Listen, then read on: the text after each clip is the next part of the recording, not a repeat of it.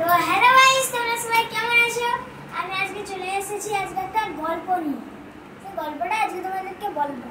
সেটা হচ্ছে কিছুটা ভূতের মতো, আবার কিছুটা হাসি। তাহলে আমি শুরু করি।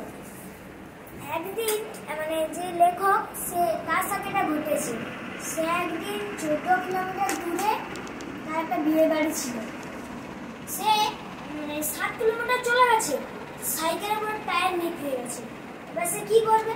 সে ভাবছে এবার তো সাইকেল কাঁধে নিয়ে যেতে গেলেই হলো। তারপরে যাও হ্যালো তখন সে ভাবলো এরকম হলে আমি আসতামই না। আবার সে একটা দিকে ভাবছে যেখানে তো বাঘ আছে, রাত্রে যদি বাঘ চলে আসে।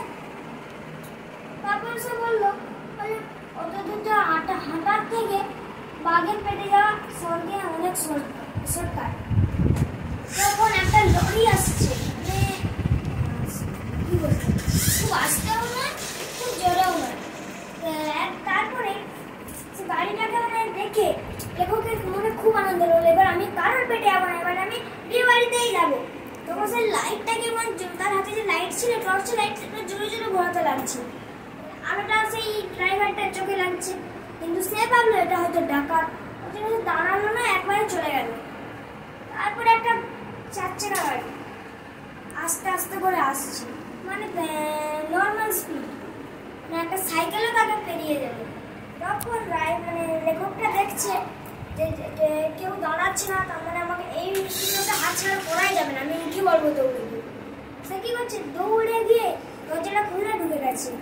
সে তারপর বলছে, ড্রাইভারটা বলতে হবে যে আমাকে রাঁচিতে ছেড়ে দেবে, কিন্তু তখনই তার একটা 12টা বেজে গেছে, কারণ কোনো ড্রাইভারই ছিল না।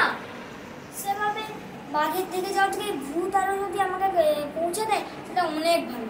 তখন লেখক ঘুমিয়ে পড়ছে। হঠাৎ একটা জায়গায় গাড়ি থেমে গেল।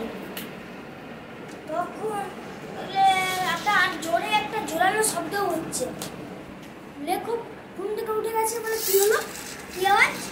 দেখে না, সেটা ট্রেন লাইনের উপর দাঁড়িয়ে আছে। ট্রেনের উপর ছুটে ছুটে আসছে, যে দেখো এই তো গাড়িতে, এবং ট্রেনটা ছুটে ছুটে ছুটে ছুটে আসছে।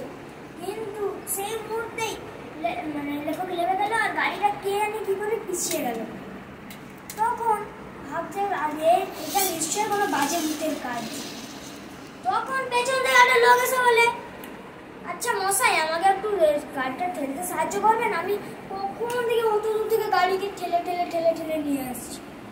লেখক একদম মাথায় হাত পড়ে গেল, বলে কি, কতক্ষণ যে আমি গাড়ির ভিতরে ছিলাম, তার মানে তুমি গাড়ি চালাচ্ছিলে?